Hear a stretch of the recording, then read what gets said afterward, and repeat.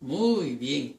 Hemos llegado a la sección del día jueves y en este día la lección nos presenta lo que para mí es la base y fundamento de nuestra fe. En este día la lección, su tema es ¿cuál es el valor de la primicia de las Escrituras?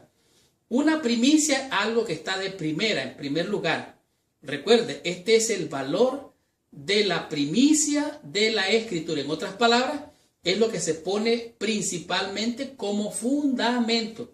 Y esto es muy importante. Aquí nos presenta qué nos dicen las Escrituras o qué nos dice la Biblia para ayudarnos a entender lo que es la Escritura para aplicarlo en nuestras vidas hoy. Como por ejemplo, nos presenta en Primera de Pedro en el capítulo 1 y en el versículo del 10 al 12. No lo vamos a leer todo para poderlo abreviar. Capítulo 1 del 10 al 12 dice: los profetas profetizaron de la gracia destinada a vosotros. Oiga bien, los profetas hablaron ¿de qué? De la gracia destinada a vosotros. Inquirieron es como buscar de bien con cuidado, diligentemente con más cuidado, indagaron con cuidado, buscaron con cuidado acerca de esta salvación de la que está hablando el apóstol.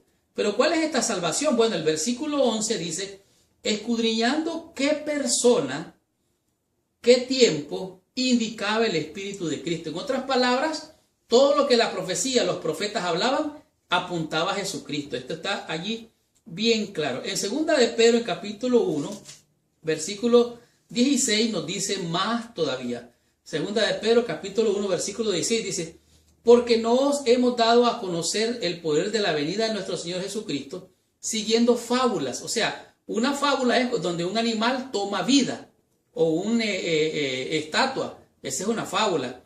No estamos hablando de fábulas, dice el apóstol Pedro aquí, como fábulas artificiosas, sino como habiendo visto con nuestros propios ojos. En otras palabras, Él fue testigo de todas estas cosas.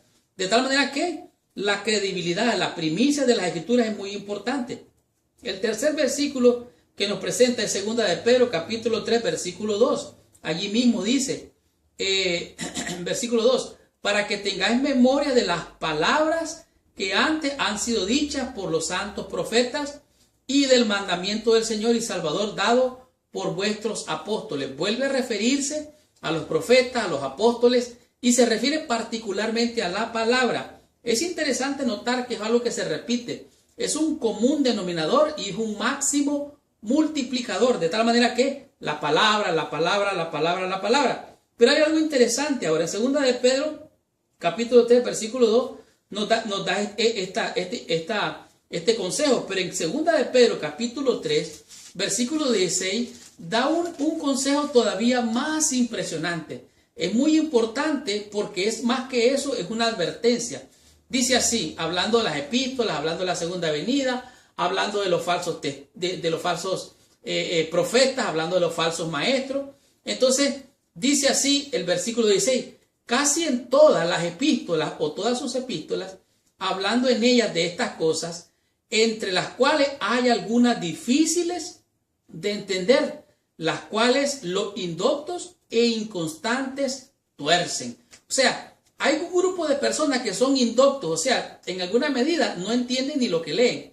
Y además de esto son inconstantes. Hoy los ve, mañana no los ve. Pasado mañana los vuelve a ver y pasado mañana se emocionan, suben y bajan y no están en nada. Pero eso sí, ellos son buenos a torcer la Escritura, a manipularla y se creen profetas y se creen maestros también. Esto es una aberración de la fe. Ahora, escuchen lo que dice aquí. La palabra de los profetas es un testimonio. En su segunda carta, Pedro confronta a los falsos maestros, dirige la atención de sus lectores a dos fuentes de autoridad. Cuando dice, para que tengáis memoria de las palabras que antes ha sido dicha por los santos profetas y el mandamiento del Señor y Salvador dado por vuestros apóstoles. O sea, se refiere a la palabra y al mandamiento del Señor. Recuerda, está hablando de la gracia, está hablando de la misericordia, está hablando de la bendición de la salvación. Pero hay indoctos que lo tuercen, que hay profetas que pervierten las Escrituras, de tal manera que hoy podemos ver que la palabra de los santos profetas es válida desde antiguo hasta ahora. Los profetas que vivieron escribieron. Ellos son los que dan testimonio de estas cosas. Tenemos algo mejor, que es el testimonio inspirado, dice aquí, tal como es revelado. Mateo, Marcos, Lucas, Juan. Ellos declararon la historia, la registraron, fueron inspirados por Dios, todos ellos concuerdan. Ellos son lo que nosotros conocemos como los evangelios, pero también tenemos el libro de los Hechos, quien habla de manera clara qué es lo que aconteció, cómo pasó, dónde pasó, la historia lo registra. Por esto es el valor de la primicia de las Escrituras. Dice aquí, la vida y muerte y resurrección de Jesús, en Hechos de los Apóstoles se nos ha dejado el registro de las actividades de los apóstoles, y de hecho podemos leer las palabras inspiradas de los apóstoles mismos, de tal manera que ellos dan testimonio de estas cosas, porque ellos vieron, oyeron y palparon de primera mano. De tal manera que Pedro admite, oiga bien lo que le estoy diciendo, ponga mucho cuidado, Pedro admite que en todas las epístolas, hablando de los profetas, hay algunas cosas que son difíciles de entender. Oiga, entonces hay que tener cuidado al leer, hay que leer con cuidado el texto, el contexto, el lugar, el ambiente sociológico, el ambiente cultural, el aspecto religioso. Todo eso hay que tomar en cuenta, no solamente hablar y hablar como una lora y repetir lo que otros dicen. Eso no es correcto. Pedro advierte a sus lectores que aun cuando las Escrituras, dice, es la fuente de la verdad, sin una atención cuidadosa del mensaje del Espíritu Santo, dice, desea que entendamos la fuente de la vida misma. Puede ser malinterpretada y esto puede llevar a consecuencias terribles. Usted ha sabido gente que se ha suicidado por la Biblia, porque leen y no entienden, y entienden mal, y el enemigo está ya listo para confundirlos y desviarlos del buen camino. De tal manera que hemos de enfocarnos en las palabras, en el buen recordatorio. Debería ser algo que lo debemos de memorizar. Dice que la Biblia tenemos que leerla con oración, leer el texto, el contexto, la misma Biblia, un pasaje aquí, otro pasaje allá. La Biblia se interpreta ella misma. Así que Pedro dice, habla acerca del contexto dentro del ambiente cuando el imperio romano imperaba, mandaba y abusaba de todos aquellos cristianos primitivos. Dentro de ese contexto fue que se escribió estas cartas, primera y segunda de Pedro. Aquí dice, deberíamos leer la Biblia en búsqueda de aprendizaje espiritual, para encontrar la salvación, para encontrar la gracia, aún en la muerte expiatoria de Cristo, en nuestro beneficio, la muerte sustitutiva del Señor Jesucristo. Pedro admite que hay cosas difíciles de entender de los aspectos proféticos. Por lo tanto, hemos de leer la Biblia, pero además de leerla, debemos de orar, debemos de creerla para poder aplicarla y vivirla. La Biblia hay que leerla para creerla. La Biblia hay que practicarla para ser santo. Y la Biblia hay que prácticamente hacer su consejo. ¿Para qué? Para poder ser salvo. Por lo tanto, tenemos que entender el contexto, el texto y todo claramente en los pasajes para que encontremos el valor de las primicias de las Escrituras.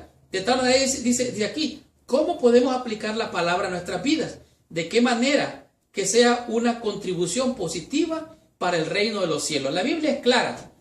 El amor todo lo quita, todo lo puede, todo lo hace.